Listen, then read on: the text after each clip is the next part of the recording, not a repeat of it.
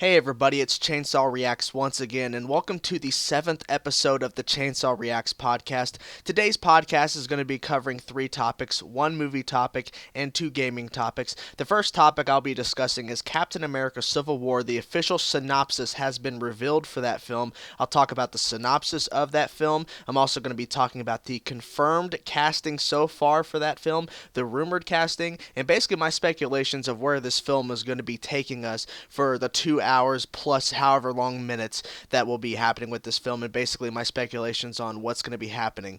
The second topic is going to be talking about Battlefield Hardline, my thoughts and impressions of the game since I got it day 1, so I'll be giving my thoughts and impressions about the new Battlefield game, Battlefield Hardline. And I'll be ending this podcast talking about my return to World of Warcraft and basically what I like about it now, since I'm playing it now versus when I first played it years and years back, and basically telling you guys about my experiences on the World of Warcraft video game. Of course, in the description will, of course, be the time starts of these 3 topics, so you can skip ahead to a particular topic if you want to, or sit back, relax, and enjoy the entire podcast. But anyways, guys, let's jump into Captain America Civil War synopsis revealed. So I have it pulled it up here on the internet here. Let me get to the actual correct page. The official synopsis is as follows once I can actually get down to it. The official synopsis for Captain America Civil War, and then we'll dive into more speculations and all that good stuff. The synopsis reads, following the events of Age of Ultron, the collective governments of the world pass an act designed to regulate all superhuman activity. This polarizes opinion amongst the Avengers, causing 2 factions to side with Iron Man or Captain America, which causes an epic battle between former allies. Now that's pretty interesting. Let me close out the page there. That is a really interesting synopsis. I mean, we kind of knew that the synopsis, or basically the idea of the Civil War adaptation to film, was not going to be copy and paste from the comic books, because in the comic books the whole point of Civil War was that the superheroes were to reveal their identity to the world because of all the destruction and the mayhem, and that's how the 2 sides became about, where one side was like, we need to show our identities, and the other side was like, no, we need to not do that, we need to basically hide ourselves and so we can protect the people and so they don't know who we are, and blah blah blah blah blah. So this synopsis confirms officially that the direction they're taking Civil War in the film adaptation, the Marvel Cinematic Universe, is that the world governments basically is requiring the superheroes to basically be regulated by them and basically be controlled by them. And of course the 2 factions are going to be picking sides. So it's not official, but basically by how the comic books have went, and how basically that the characteristics of Steve Rogers, Captain America, and Tony Stark, Iron Man, that Tony Stark will side with the government, and Tony Stark will side on this film in Civil War, that Tony Stark and the people that agree with him and that is a part of his faction, his side of this whole situation, that yes, the government should control us. The government should have a say in what we do and basically control what we do in this world and how we save it and basically our actions. And on the other side is Captain America Steve Rogers, who's basically going to say no, because see, we saw what happened in Captain America Captain America the Winter Soldier, where Hydra was infiltrating not agents of S.H.I.E.L.D., but S.H.I.E.L.D. forever, and then Hydra officially broke out, and now we all know what happened, that Hydra was going after Captain America under the S.H.I.E.L.D. name, and so Captain America does not trust government, so it would make perfectly logical sense that Captain America is against this regulation from the governments, and Tony Stark and his faction is against it. So it's been rumored that they're going to be fighting within this film, that they're actually going to be like a versus, like they're actually going to be fighting each other, that Captain America and Iron Man are going to be facing off. And I think this is really, really cool. I just hope that when this goes down, if there is a huge battle, which it would make sense because this is a really interesting film to not have them fight. Basically, they can have words, but to actually not fight would be kind of weird in a sense. So I hope that fans are not basically going to be fighting each other over who is better. I mean, I hope that they will look at this film as it is, and hopefully that this film will end on a good note and not a bad note. But we don't know the how this film is going to go, but basically we just need to see what happens in Age of Ultron, because as you saw in the synopsis, after the events of Age of Ultron, so basically Age of Ultron is going to screw a lot of things up. But I'm more interested in who's going to pick whose side within this. Like, who are the other Avengers and other people are going to be picking during this whole faction choosing with this whole regulation. But the official casting, of course, we know Chris Evans and Robert Downey Jr. are coming back as Iron Man and Captain America. Chadwick Boseman is coming as Black Panther. Now, has been Marvel's confirmation that this is Black Panther's first appearance is going to be in Captain America: Civil War. That's really cool. However, wouldn't it be awesome if he appeared in a after credit scene, or like a 2 or 3 minute little scene within Age of Ultron to really set him up? That'd be really cool. But if not, he'll be showing up next year. So Chadwick Boseman, Black Panther.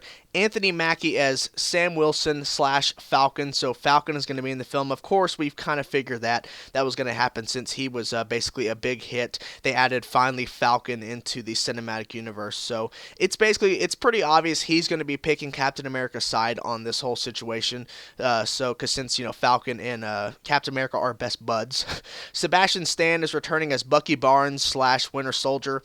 I'm really interested in that because Civil War is going to be focusing a lot on Captain America's side and Iron Man's side of this whole situation of regulation. So where is Winter Soldier going to be fit within the middle? I don't know. Maybe it's going to be a sub thing where Winter Soldier is still on the run, or maybe he ends up his brainwashing goes away or something and he's able to pick a side or basically help out Captain America. But who knows? Scarlett Johansson was confirmed as Natasha Romanoff / Black Widow, of course. So Black Widow is returning once again for, I think, this is her second time in a Captain America film, so we're seeing Black Widow return once again. I'm not sure what side she's going to pick. I mean, obviously she really bonded and became really good friends and allies with Captain America and the Winter Soldier. So who knows what side Black Widow is going to pick, but I guess we'll have to see what happens in Age of Ultron, and we'll kind of get more of an idea of where her head's at with all this stuff going on, because it's after the events of Age of Ultron. So maybe after these events, we'll get to see more of what people's sides are after this whole situation of what they think should happen moving forward. Frank Grillo is coming back as Brock Rumlow.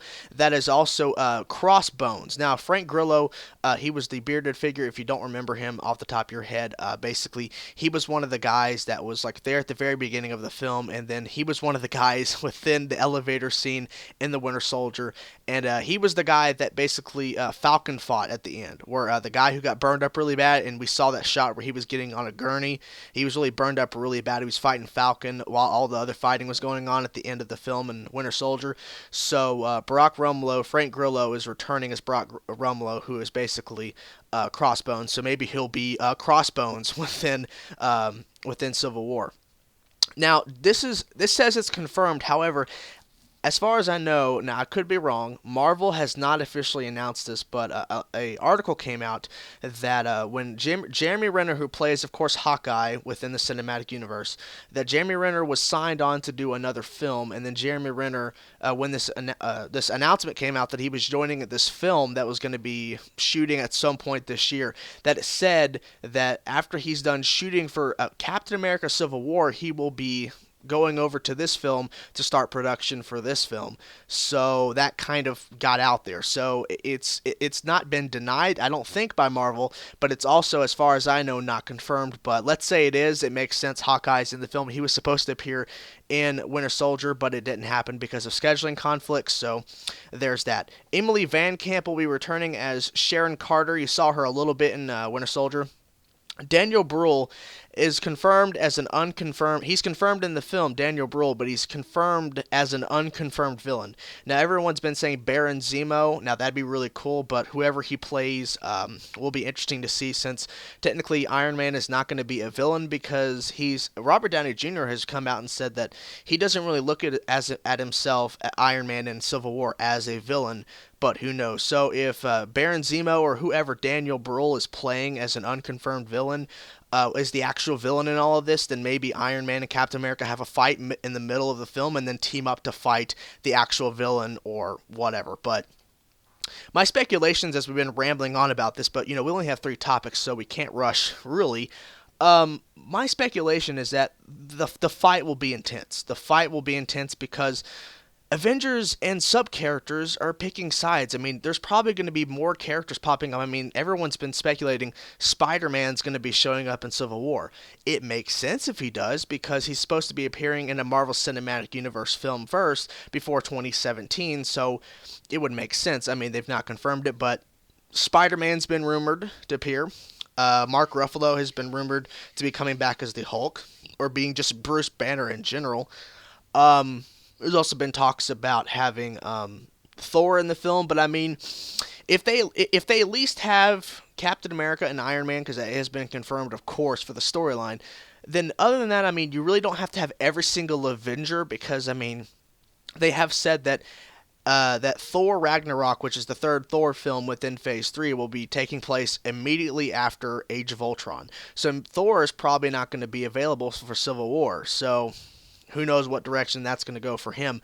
But I think that if we're going to get any more casting, it would be really cool to see Doctor Strange, Benedict Cumberbatch show up as a little scene or something within Civil War, and then having, of course, the Hulk returning, Mark Ruffalo returning, and then also, maybe throw a couple more curveballs like Spider-Man. I mean, Spider-Man would have to appear. I mean, we've already went over that a bunch, but it would just make sense if Spider-Man appeared within this film. Spider-Man would be a huge get. I mean, having Spider-Man within Civil War with all these other Avenger characters and possibly more that's not been announced officially yet would be really good for him to basically send him off into a solo film.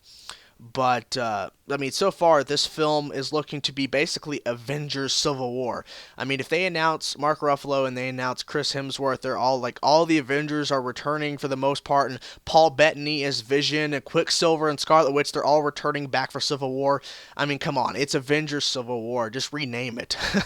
But we'll see what happens. But, I mean, so far, I think that if the official cast they have right now stays as it is, except for adding in Spider-Man, of course, being the other middle person besides Black Panther, since they have Spider-Man back for Civil War. If they add in Spider-Man as an official part of Civil War, and they have Daniel Bruhl confirmed as Baron Zemo or some villain for this film, I think this film is set. That's all you really need. You don't need to have all of these other characters that are not officially confirmed for Civil War as I'm recording this podcast to show up. I mean, we already have huge names. This film is going to be another billion-dollar film for Marvel, because after Avengers Age of Ultron, we have Ant-Man, of course, but I mean, Civil War, I mean, come on. When you announce Robert Downey Jr., you're adding $250 million in the box office. You talk about adding all these other characters, Black Widow, Spider-Man, Black Panther for the first time, Spider-Man for the first time in the MCU.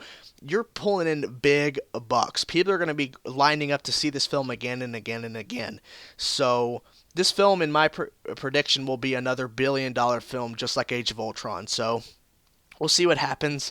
But my thoughts are this film is going to be insane. It's going to be beautiful, and I'm hoping that it will end on a good note. I'm hoping that the film will end with Captain America and Iron Man friends again and forming up the Avengers, because they really have to have 30, 40, 50 plus people to fight Thanos in Infinity War.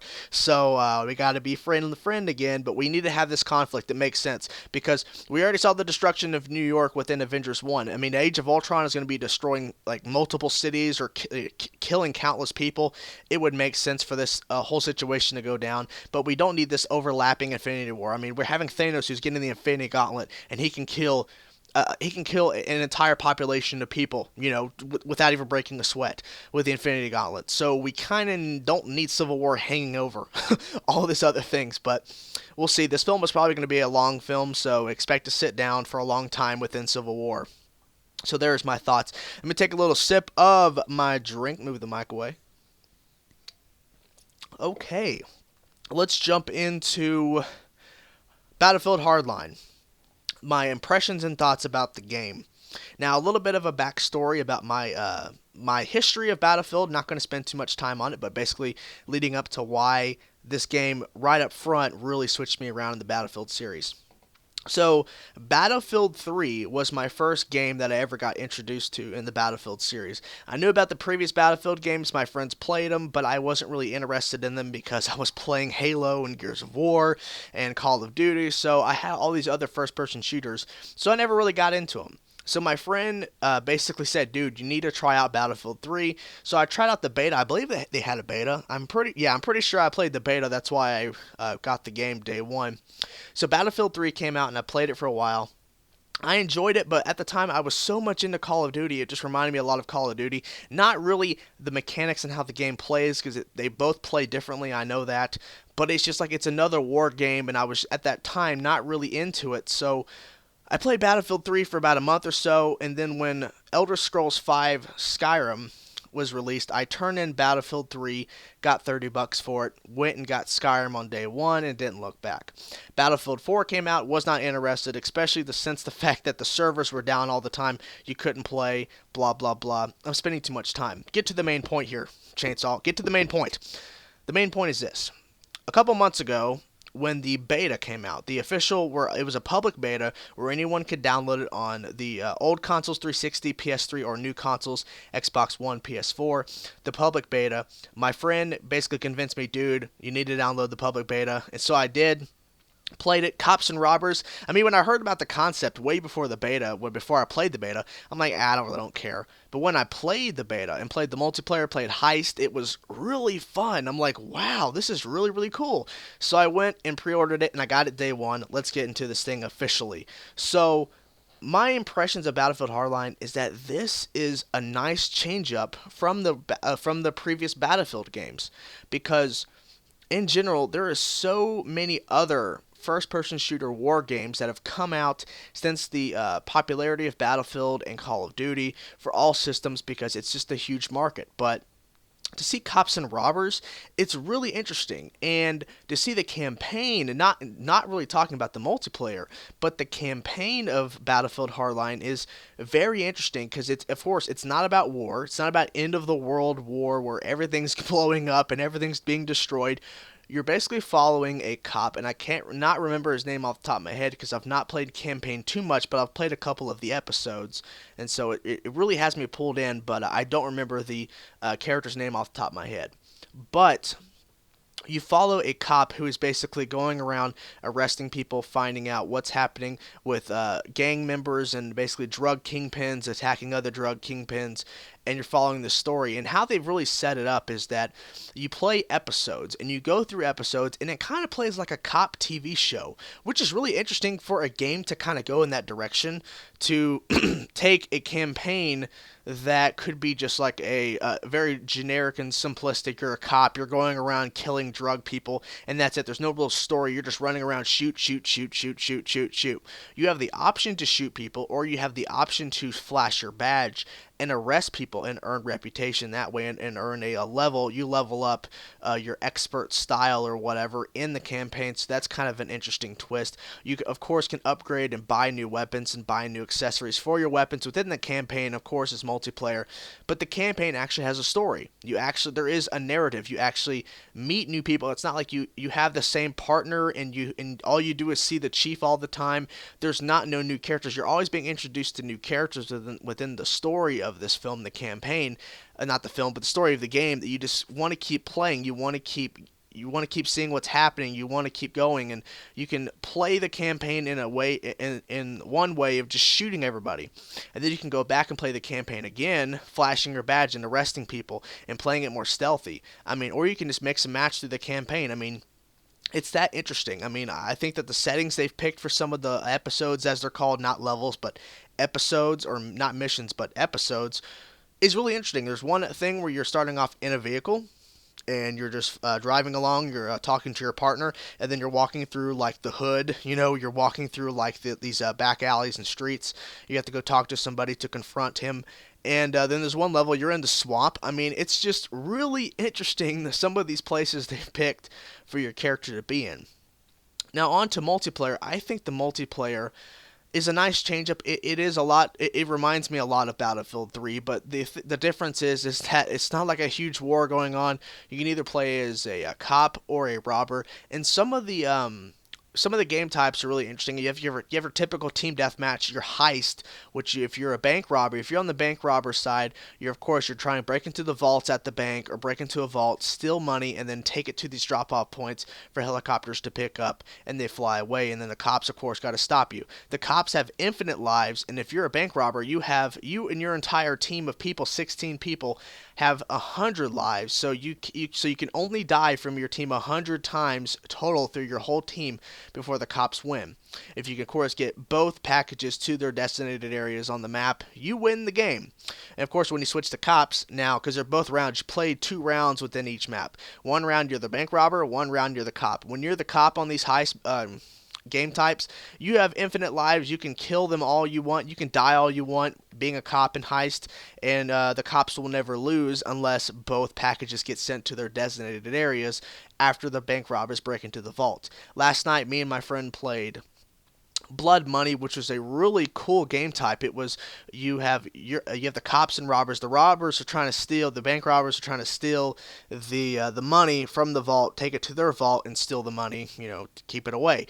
The cops are trying to steal the money from this huge vault of money in the middle of the map and bring it back to their vault, to their truck, their vault truck, to basically collect it as evidence. So they have a twist where the cops are not stealing money like the thieves. They're taking the money for evidence to basically for drug stuff or whatever. So bank robbers and cops have their different vaults on each side. In the middle is the vault of money. You can take money from up to 10 stacks of bills, and you have 150 bills to collect and take back to your vaults. And you can go over to the cop side if you're a robber, or if you're a cop, vice versa, over to the robber side, and you can steal money from their vault and take it back to your vault. It's really cool, but it's also kind of, scary because you don't know who's going to be showing up.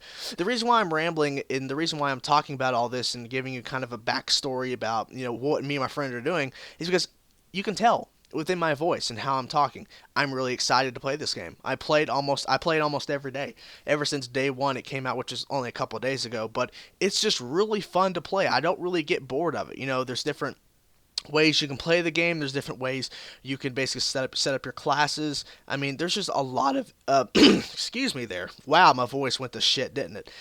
There's a lot of interesting ways you can customize your character, customize your loadouts, and there's just a lot of variations of customization for your character to where you can't really get bored right away. Of course, you can get bored 5-6 months down the road, but as of right now, I think the developers for Battlefield Hardline and how they designed the game really stands out. I mean, I'm really enjoying this game, and if you have a 360, a PS3, an Xbox One, a PS4, if you have the ability to pick up Battlefield Hardline, I highly recommend it if you've played Battlefield games in the past. The difference is it's not war game, it is cops and robbers, but it is fun. I mean, I'm just having so much fun with this game. I just highly recommend it in general.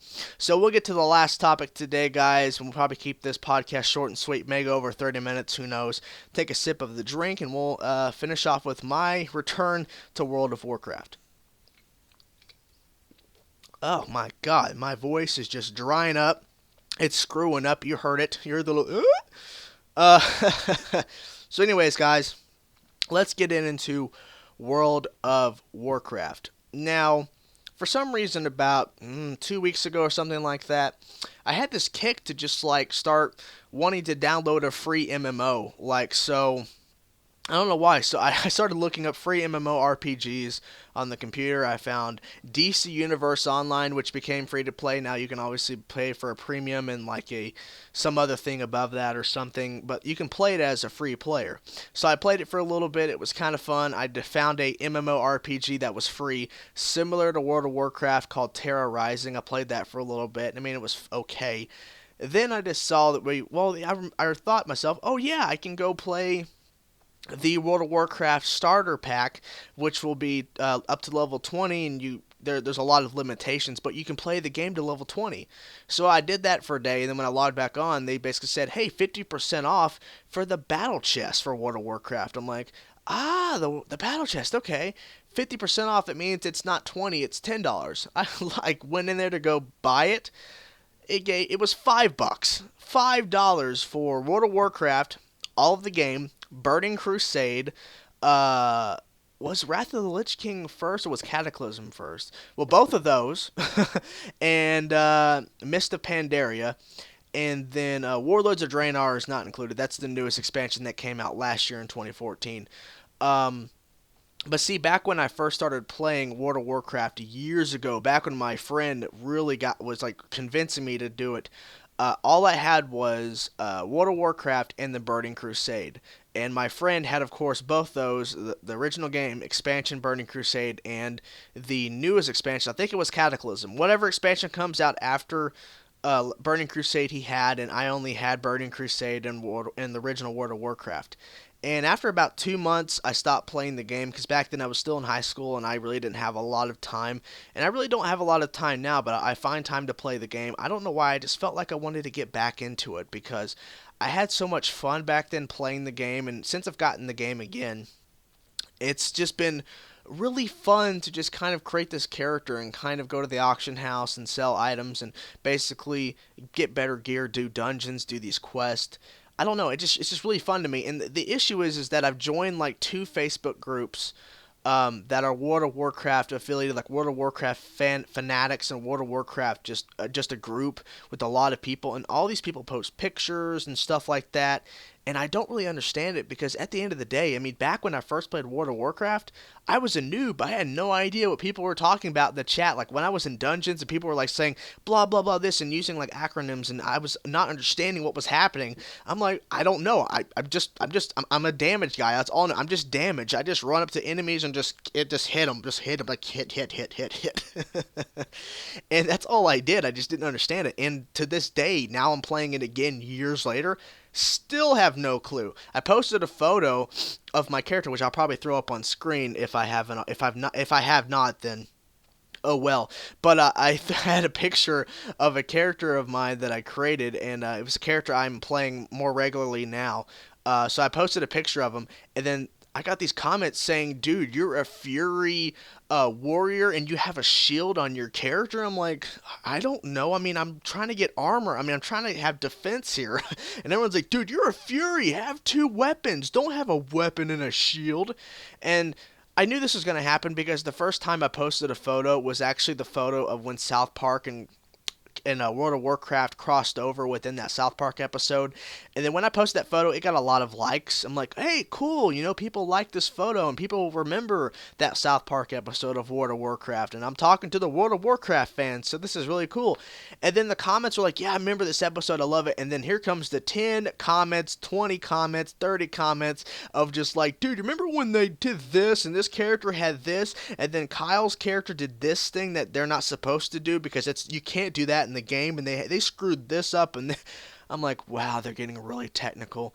So back to my point, the picture I uploaded, I got rid of the shield, and I have two weapons. Woo! I was just trying to have protection. I mean, at the time when I posted the photo, I was level 29 or something, and I had like barely any armor because at the time I wasn't getting many things within the dungeons. Any good armor, any good weapons at the time. I was just trying to make sure that I don't die when I'm trying to do damage because I'm doing damage within a dungeon. If I die, I'm not helping the team. I'm just dying, and the healer has to revive me, or if he can, or I gotta basically revive myself and go back into the dungeon and hopefully spawn near them. It's just a nightmare. I know I'm rambling, but I kind of wanted us to talk about this because it's fun for me to play a game that's just so different than what I'm doing on the console. Because on the consoles, I'm playing Battlefield Hardline, like I just talked about, which it's not a problem. It's cool to switch things up. Battlefield Hardline, Halo, Call of Duty, other games like that. So like Rayman Legends, which was free on Xbox One, I really enjoyed that game. It's really cool. The GTA back in the day, back in 360 days, Batman Arkham games. I mean, there's just a huge variety. And then to play a game on the computer that is just so vastly different than the console games that it's nice to have a switch up. So that's why I kind of had this kick to kind of go back to it, and I just didn't expect to go back to fully into World of Warcraft, but it happened, and it's really a cool experience to kind of just do that. I mean, I obviously still have no idea what 3/4 of the things that people are saying in the chats when I go to the cities and go into the auction houses, go into the trade chats to kind of see if people have stuff for my character, because I'm just trying to get better stuff for my character, and It's just kind of ridiculous, but I'm enjoying it better this time around. I remember that because the computer I had back in the day when I first was playing World of Warcraft, my laptop was shit. Like, we're talking bad. Like, this was when I was first getting into making videos on my old channel, which I have recently retired from to stick with Chainsaw Reacts and doing this whole movie, TV shows, video games format. But back then, I was recording with a really shitty camera, and I had a shitty computer that would sometimes never allow me to transfer video from the shitty camera over into the shitty computer. So I had to deal with that. But now, luckily, my laptop is a lot better. I have an iPhone to record my reactions, and I've upgraded. But at the time, my computer was so bad that when I tried to play World of Warcraft, it was glitchy. I had to deal with that when I was moving forward. My character was not showing individual steps. He would step two or three times each frame because that's how slow it was going. So I couldn't see individual steps. I was just kind of having to guess sometimes what I'm doing. Even when I turned down to the lowest like degree of graphics within the game, it still was choppy and shit because my computer was bad. But now it's pretty good. I mean, even though it's not on the highest setting possible, I have it on a setting that's pretty decent graphics and it's running smoothly. I mean, just having a good old time with it, even though, once again, I have no idea what's going on. But yeah, I know this Chainsaw Reacts podcast was kind of different and kind of strange, but I just kind of wanted to just do one that wasn't really too formatted to one particular topic because I've been doing podcasts. Podcast number 1 was talking about all about Spider-Man in the MCU, which of course it had to be because it was a whole big deal, and I wanted to talk a lot longer than a 7-8 minute video for it. And then the second one was all about X-Men. The third one, I believe, was all about Aquaman, I believe, or something. Then Batman Arkham games and Batman films, so that was kind of a thing. 5 was all about what was 5? 5 might have been.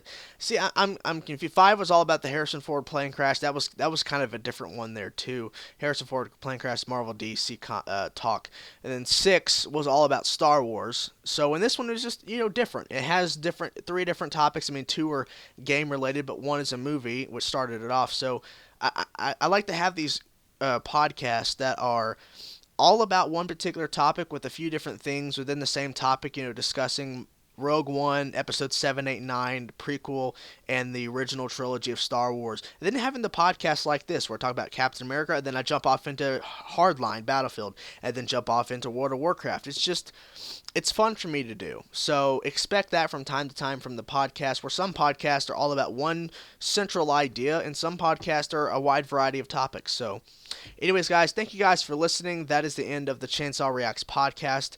Episode number 7. Thank you guys for listening. Let me know in the comment section below your thoughts about the Captain America Civil War synopsis, what you think is going to be happening with the film, and also your thoughts if you've played Battlefield Hardline, and if you've ever played World of Warcraft. What are your thoughts? Let me know in the comment section below. Once again, thank you guys for listening. Bye.